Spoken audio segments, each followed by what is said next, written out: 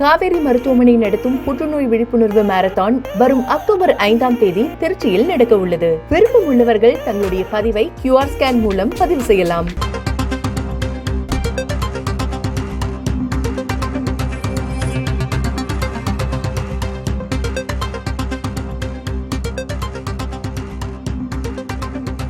ஸ்ரீவில்லிபுத்தூர் ஆண்டாள் கோயில் தேரோட்டம் கோலாகலமாக நடைபெற்று வருகிறது. அண்மை செய்தியாக பார்க்கிறோம்.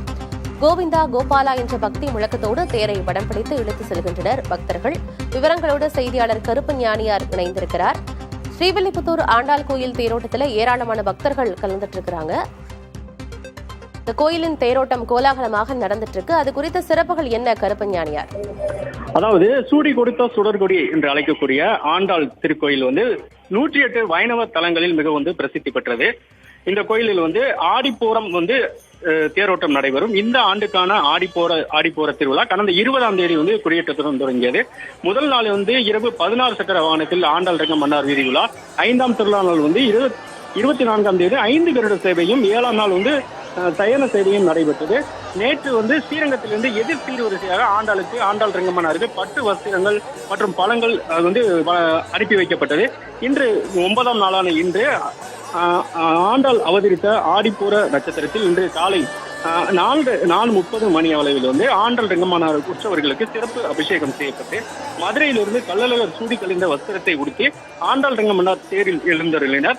மாவட்ட ஆட்சியர் சுகபுத்ரா உள்ளிட்ட சிறப்பு விருந்தினர்கள் தேரோட்டத்தை வடம் பிடித்து இழுத்து தொடங்கி வைத்தனர்.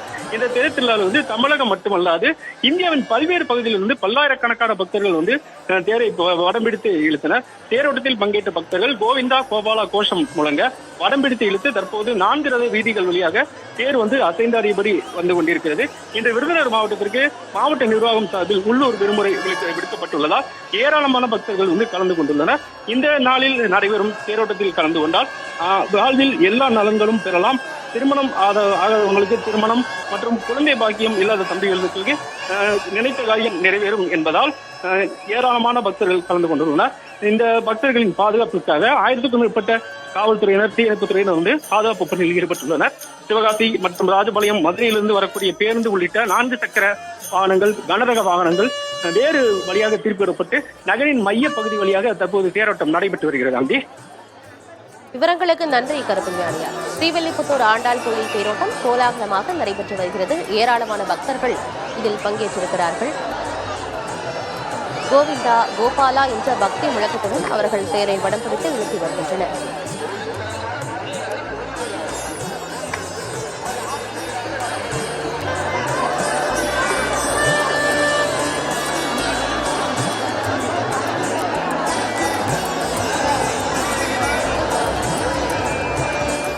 காவேரி மருத்துவமனை நடத்தும் புற்றுநோய் விழிப்புணர்வு மாரத்தான் வரும் அக்டோபர் 5ஆம் தேதி திருச்சியில் நடக்க உள்ளது. விருப்பம் உள்ளவர்கள் தங்களுடைய பதிவை QR ஸ்கேன் மூலம் பதிவு செய்யலாம்.